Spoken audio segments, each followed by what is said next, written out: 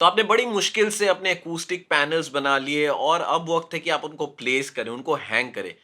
आपको कोई आइडिया नहीं है इनको आपको कहाँ प्लेस करना चाहिए, कहाँ हैंग करना चाहिए, कितने जगह पे डालना चाहिए, कौन सी हाइट पे डालना चाहिए।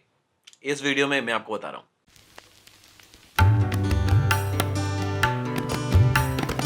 नमस्ते दोस्तों, मेरा नाम है शिवराज ड्रीम आर्ट रिकॉर्ड से। आशा करता हूँ कि आप सारे अच्छे होंगे। ज्यादातर लोग फोकस करते हैं गियर पे, टेक्नोलॉजी पे। बहुत कम परसेंटेज लोग हैं जो एक्चुअली सोचते हैं रूम के बारे में।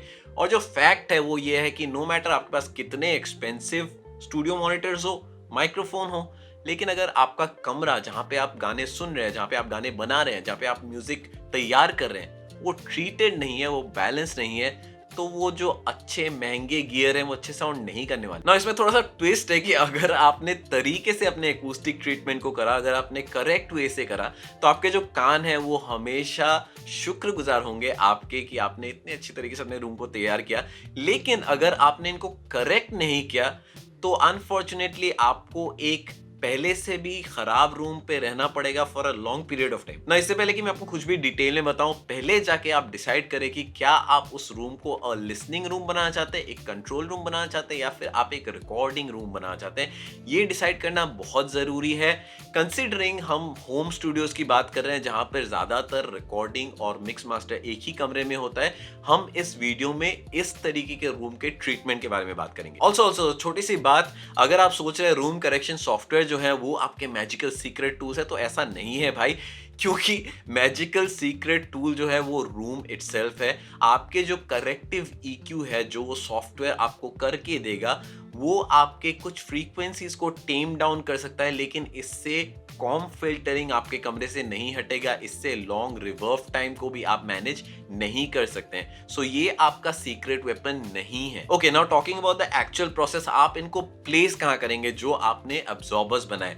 जो सबसे पहला जगह है वो है फर्स्ट पॉइंट ऑफ रिफ्लेक्शन। अगर आप मुझ पे छोड़ दें और आप मुझे बताएं कि आपके पास दो पैनल्स ही हैं, आपको पूरे कमरे में एक ही जगह पे डालना है, तो मैं पहले अपने फर्स्ट पॉइंट ऑफ रिफ्लेक्शन को ही ट्रीट करूंगा। क्योंकि अगर आपने इन पॉइंट ऑफ रिफ्लेक्शन को ट्रीट नहीं किया तो डायरेक्ट साउंड और रिफ्लेक्टेड साउंड के साथ कॉम फिल्टरिंग का इश्यू हो सकता है आपके साउंड मॉनिटरिंग में। जो सबसे आसान तरीका है in first point of reflection को ट्रीट करने के लिए वो है at least 4 inch to 6 inch thick rockwool panels. अगर आपके पास इतने थिक पैनल्स नहीं है तो 2 इंच के पैनल भी चल सकता है, कंसिडरिंग कि आपके उन पैनल्स और वॉल के बीच में थोड़ा सा एयर गैप हो। तो अब जो सवाल है वो ये है कि भाई हम फर्स्ट पॉइंट ऑफ रिफ्लेक्शन निकालते कैसे। तो अपने डेस्क को सेट करेंगे, इक्विलेटरल ट्रायंगल में अपने स्पीकर्स को डालेंगे और आप अपने स्वीट स्पॉट पे बैठेंगे। इसके बाद आप किसी दूसरे बंदे को, यानी कि अपने दोस्त को कह सकते हैं, मित्र को कह सकते हैं, अपने पेरेंट्स को कह सकते हैं कि वो एक शीशा यानी कि मिरर अपने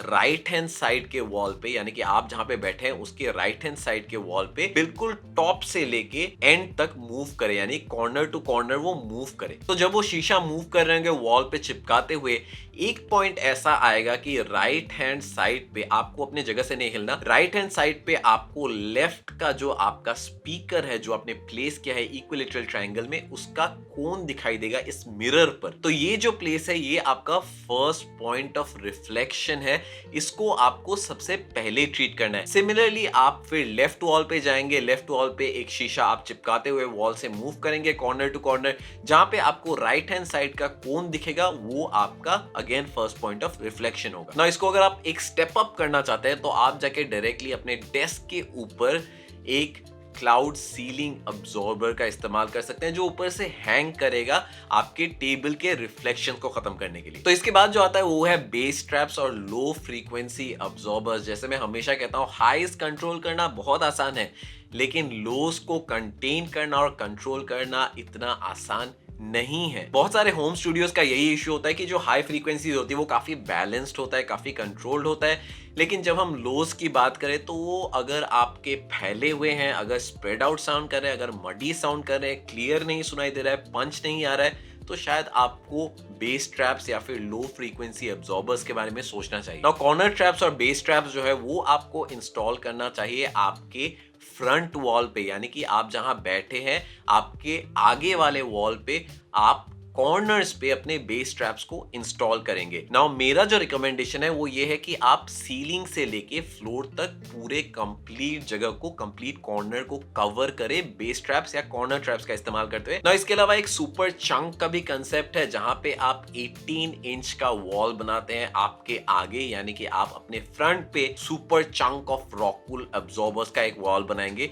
ये काफी हेल्पफुल हो सकता है जब हम लो फ्रीक्वेंसीज को अब्जॉर्ब करने की बात करें। नाउ सिमिलरली ये आपके पीछे के वॉल पे भी आप कर सकते हैं, सुपर चंक का आप इस्तेमाल कर सकते हैं अपने पीछे के वॉल को ट्रीट करने के लिए भी। इससे आपके स्लैब बैक जो है वो खत्म हो जाएंगे, साथ में आपके अर्ली रिफ्लेक्शन जो है वो भी आप काफी ज्यादा कंट्रोल कर सकते हैं। बेसिकली एक massive broadband absorption type of concept है जो आप इस्तेमाल कर सकते हैं। और अगर आप इस सुपर चंक आइडिया को यूज नहीं करना चाहते हैं, आप जाके अपने पीछे के वॉल्स को जरूर ट्रीट कीजिए।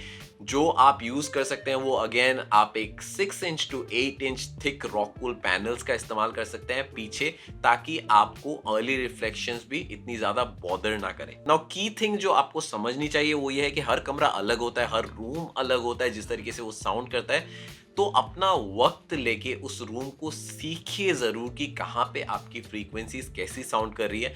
आप एक गाना प्ले कर सकते हैं और अलग अलग जगह पे जाके सुन सकते हैं कि वो एक्चुअली कैसा साउंड कर रहा है। जहाँ पे काफी ज्यादा आपको वियर्ड साउंड आ रहा है उस जगह को ज्यादा ट्रीटमेंट की जरूरत है।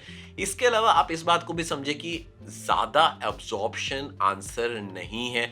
बहुत लोग सोचते हैं कि अगर पूरे कमरे को हम एब्जॉर्प्शन से भर दे तो शायद वो आंसर है, बट ये रियलिटी नहीं है। ज्यादा एब्जॉर्प्शन से आपका कमरा काफी वियर्ड साउंड करने लग जाता है। और फाइनल नोट जो है वो ये है कि आपको पूरे स्पेक्ट्रम के बारे में सोचना चाहिए। फॉर एग्जाम्पल अगर आपने सिर्फ हाइज और मिड्स को टेम डाउन कर दिया और आपने लोज के बारे में नहीं सोचा तो अगेन आपका रूम काफी वियर्ड साउंड करेगा।